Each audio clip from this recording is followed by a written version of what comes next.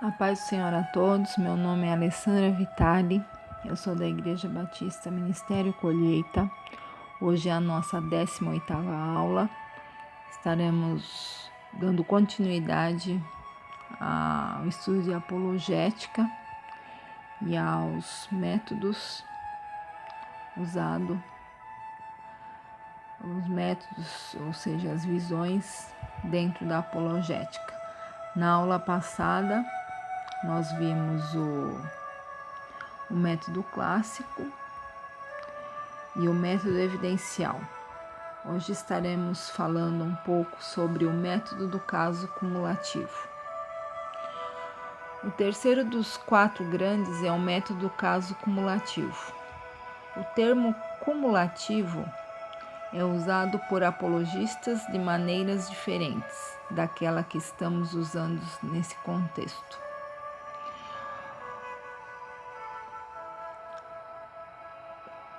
Basil Mitchell, o antigo proponente dessa visão, deu a esse método tal nome e assim é usado.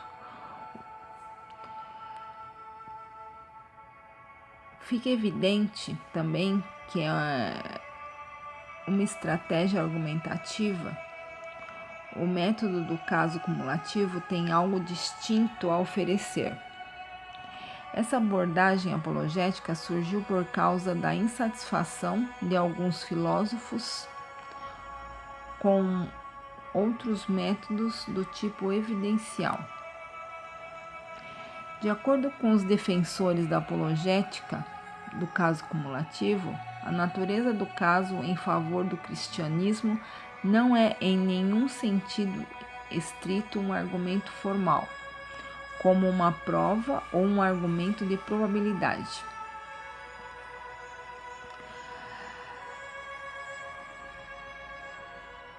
O método do caso cumulativo não se conforma ao padrão ordinário de raciocínio dedutivo ou indutivo. O caso é mais parecido com o resumo que um advogado apresenta num tribunal ou que um crítico literário faz para uma interpretação particular de um livro. É um argumento esclarecido que reúne várias linhas ou tipos de dados, numa espécie de hipótese ou teoria que explica de forma abrangente esses dados e faz isso melhor do que qualquer hipótese alternativa.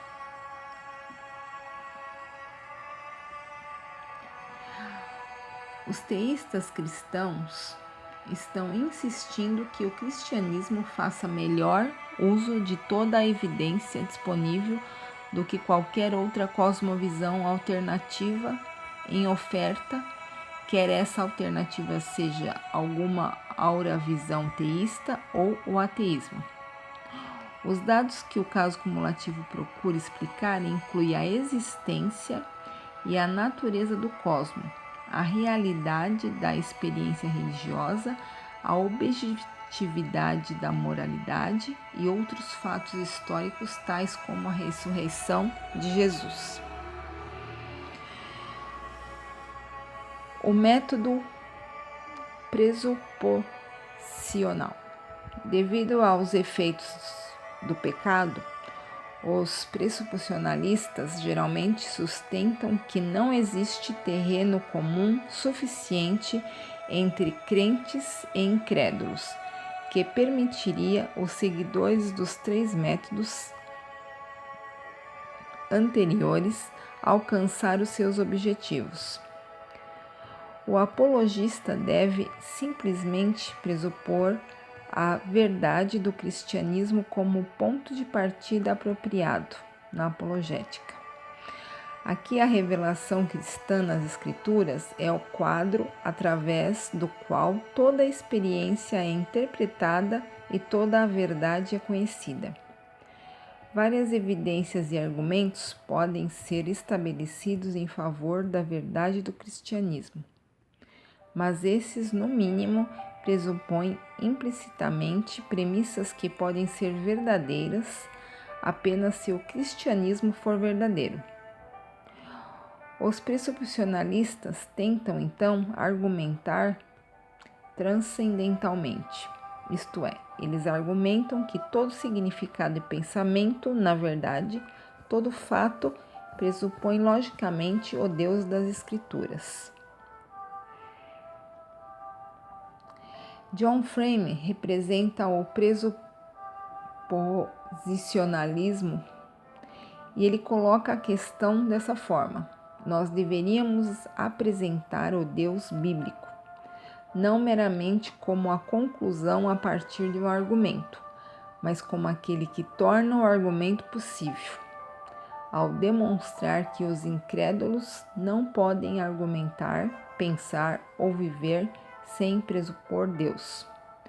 Os pressuposicionalistas tentam mostrar que a cosmovisão deles é inadequada para explicar suas experiências do mundo e fazer os incrédulos enxergarem que somente o cristianismo podem fazer a experiência deles ter sentido. Como vemos, esses 4 métodos apologéticos lutavam pela supremacia na apologia e o problema da metodologia nos anos 80. Contudo, muita coisa aconteceu na filosofia e na apologética nos últimos 20 anos ou mais. Um dos desenvolvimentos mais dramáticos foi o surgimento da epistemologia reformada, que tem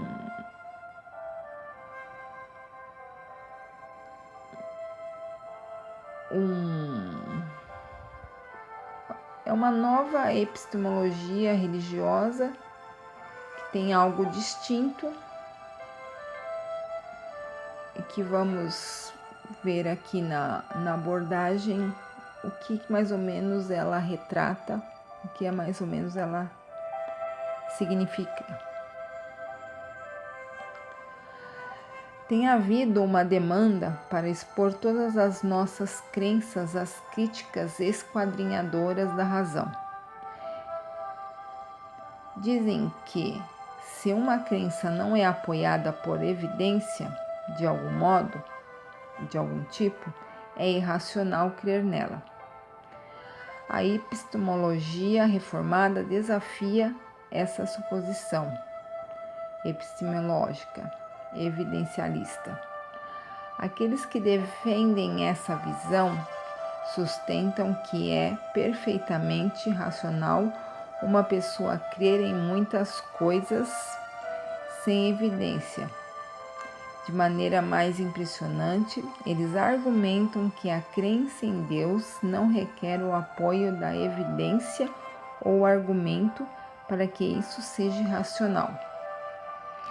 A apologista da epistemologia reformada não evita necessariamente estabelecer argumentos positivos em defesa do cristianismo, mas ele argumentará que tais argumentos não são necessários para a fé racional. Se Calvino está certo que os seres humanos nascem com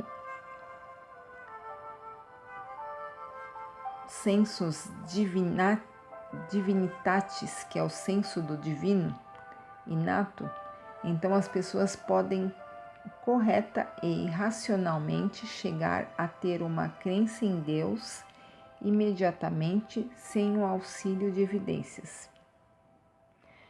Para o epistemologista reformado, o foco tende a estar na apologética negativa ou defensiva, à medida que desafios à crença teísta são encontrados. No lado positivo, contudo, o epistemologista reformado irá nas palavras de Clarke, encorajar os incrédulos a se colocarem em situações onde as pessoas são tipicamente apanhadas pela crença de Deus, tentando despertar nelas seu senso latente do divino.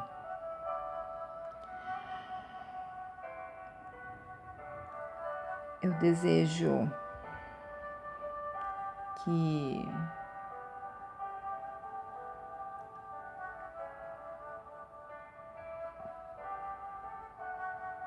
consigamos assim entender melhor, né, esses métodos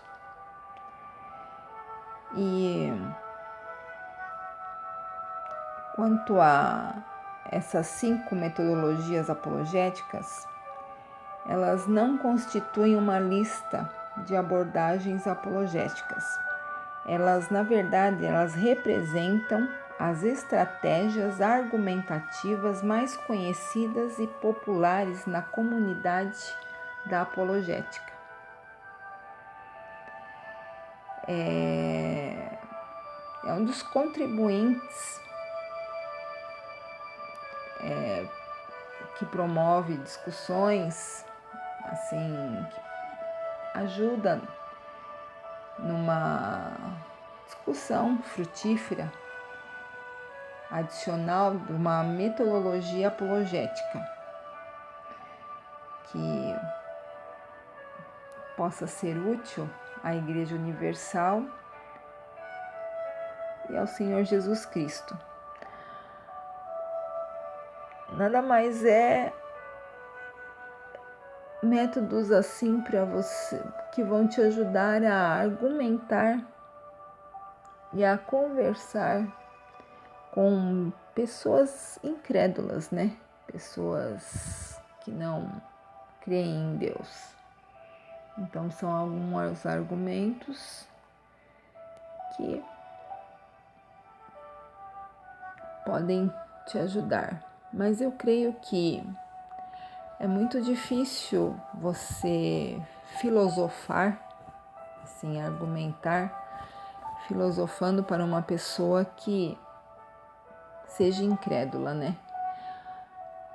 A convencer essa pessoa. Então, eu ainda sou assim daquela linha que contra fatos não há argumento. Então, o que seria isso? O maior argumento, né? O maior testemunho de transformar o pensamento de uma pessoa que não crê, que é um ateu, que não crê na existência de Deus, na palavra de Deus, é o seu próprio testemunho. É aquela pessoa, de repente, ter te conhecido ou te conhecer e vivenciar o que você passou e ver realmente a mudança de Cristo em você. Para mim, particularmente, é o melhor argumento de defesa do Evangelho, de defesa do cristianismo, assim, mais natural possível, que temos como uma saída quando pessoas assim que são descrentes começarem a argumentar, questionando em relação à